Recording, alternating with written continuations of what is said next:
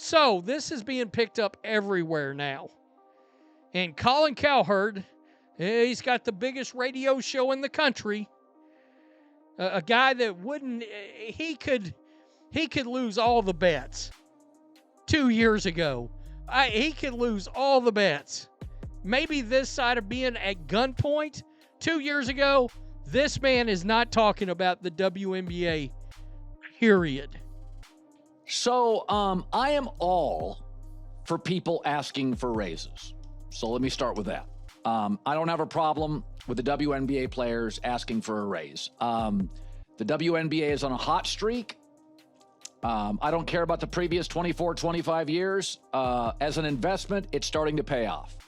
And so this week they wore T-shirts saying, making a statement, you better pay us. But instead of just leaving it at that, Kelsey Plum for LA had to take a dig at Caitlin Clark. Why are WNBA players biting the hand that feeds them? Colin Cowherd just said what everyone else was too afraid to say out loud, that Caitlin Clark is the golden goose, and some of the very players benefiting from her success are out here throwing shade. It started with Kelsey Plum. Instead of just demanding fair pay, she took a cheap shot at Clark. Cowherd snapped. He had receipts, and what he exposed about the jealousy festering inside the WNBA is absolutely wild. What did Cowherd really say? And why is he comparing Clark to Michael Jordan? Strap in, look, this isn't just a rant, it's a wake-up call for the entire league. Kelsey Plum's little stunt during that news conference the other day where she was talking about the pay us what you owe us shirt and the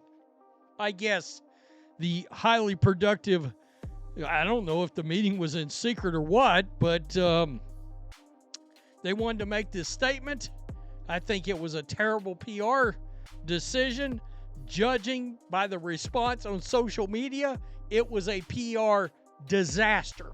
Let's rewind the clock a couple of years. The WNBA was a league held together with duct tape and good intentions. Players were flying budget airlines. We're talking the kind where they charge you extra for water.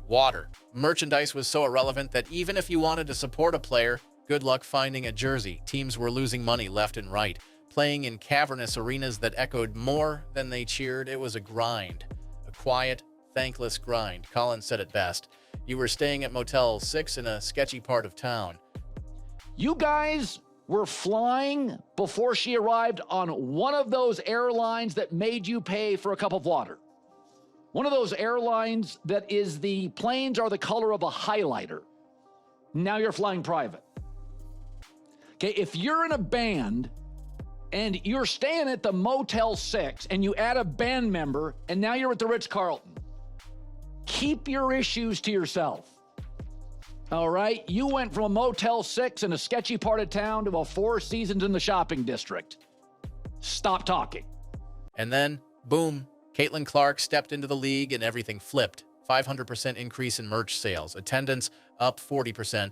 Suddenly, the Indiana Fever, a franchise that had become an afterthought, had a waiting list for season tickets. Sponsors came running, national media coverage exploded, and fans, real ones, started showing up in droves. Cowherd compared it to being in a struggling band, and then one new member joins, and suddenly you're not in the Motel 6 anymore. You're in the Four Seasons downtown overlooking the skyline. That member? Clark. I don't mind the T-shirts. I think you have leverage. I think you deserve more than 9%. But it's just misstep after misstep. It's time to grow up, girls. Like fast. Like this is the player that got you off the airline that was bright yellow. This season, WNBA players wore T-shirts saying, "You better pay us." Fair enough, Cowherd agreed, they deserve more than the current 9% revenue split. But here's the problem. Kelsey Plum couldn't help herself. She took the moment and made it messy. Instead of uniting players, she called out Team Clark for not showing up to the meeting. A subtle dig? Maybe, but in a league that owes its current momentum to Clark, it landed like a slap in the face. Cowherd didn't hold back. Why take a shot at the person who got you off the yellow airline? Caitlin Clark finished 9th in player voting.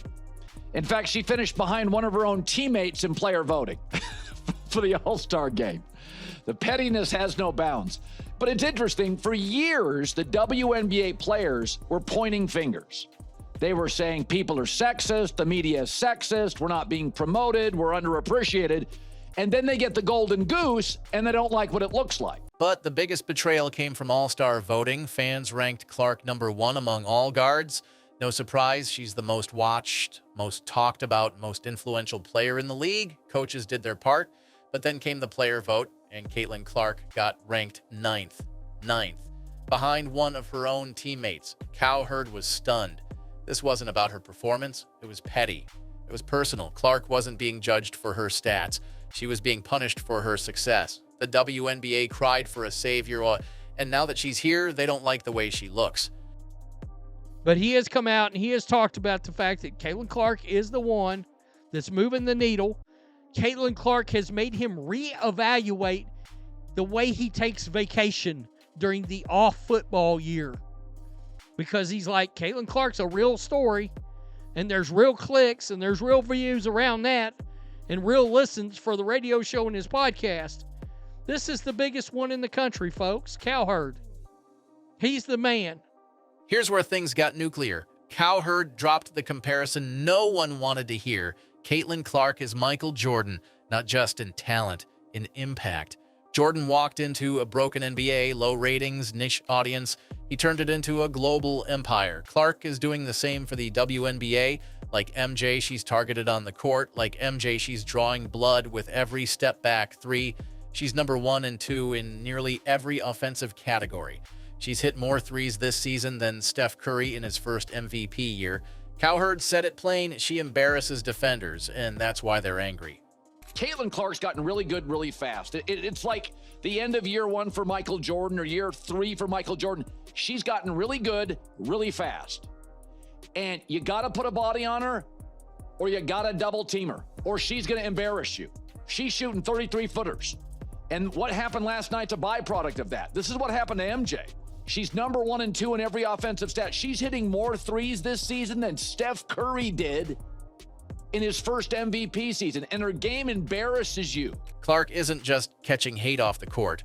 On the court, she's taking punishment that borders on dangerous, hard fouls, targeting cheap shots, and still she gets up and buries another 3. Sound familiar? The Pistons had the Jordan rules. This is the Caitlin version.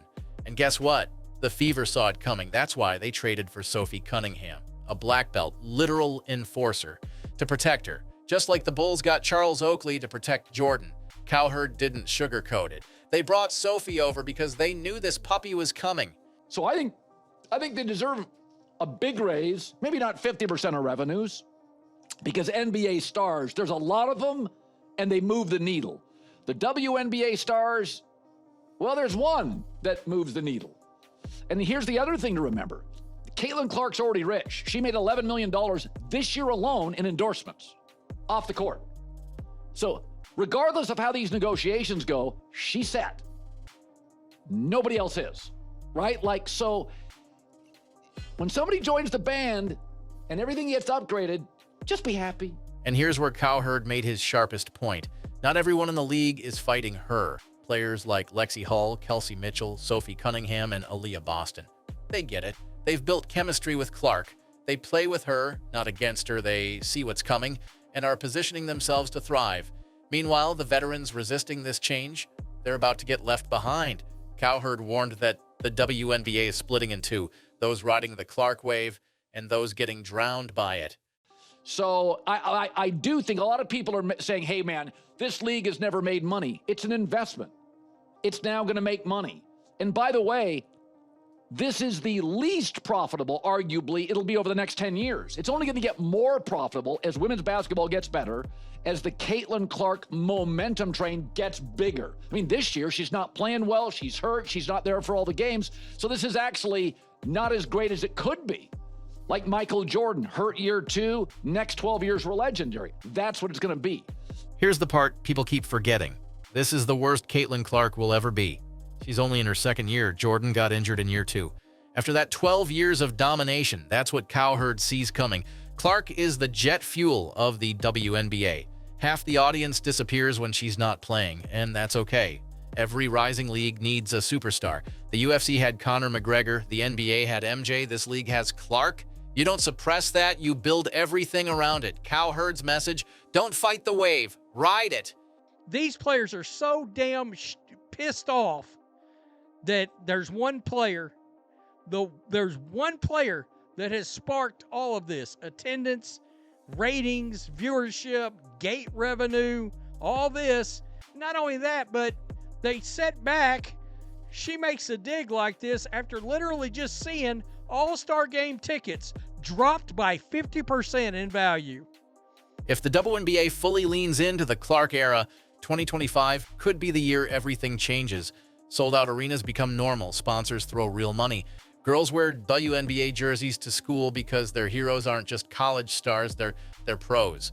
That's the path forward, but it requires maturity, unity, vision.